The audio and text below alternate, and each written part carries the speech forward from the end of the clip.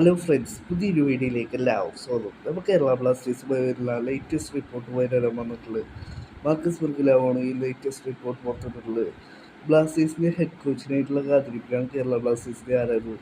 Marcus ബെർഗലാവിൻ്റെ latest റിപ്പോർട്ടിൽ പറയുന്നു അവരുടെ ഹെഡ് കോച്ചിനെ ഫൈനലൈസ് ചെയ്ത് കഴിഞ്ഞു എന്നാണ് മാർക്കസ് ബെർഗലാവ് റിപ്പോർട്ട് ചെയ്യുന്നത്. ബ്ലാസ്റ്റേഴ്സിൻ്റെ ഹെഡ് കോച്ചിനെ ഫൈനലൈസ് ചെയ്ത് കഴിഞ്ഞിട്ടുണ്ട് എന്നാണ് മാർക്കസ് ബെർഗലാവ് റിപ്പോർട്ട് ചെയ്യുന്നത്.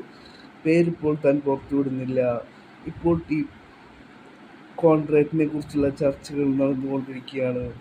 സൈനിങ് കംപ്ലീറ്റ് ചെയ്തിട്ടില്ല. ഇപ്പോൾ കോൺട്രാക്റ്റിനെ കുറിച്ചുള്ള ചർച്ചകളാണ് നടന്നുകൊണ്ടിരിക്കുന്നത്. 2-3 ഡേയ്സിനുള്ളിൽ ബ്ലാസ്റ്റേഴ്സിൻ്റെ ഭാഗത്തുനിന്ന് ഒഫീഷ്യൽ അപ്ഡേറ്റ് പ്രതീക്ഷിക്കാമെന്നും മാർക്കസ് ബെർഗലാവ് റിപ്പോർട്ട് ചെയ്യുന്നു.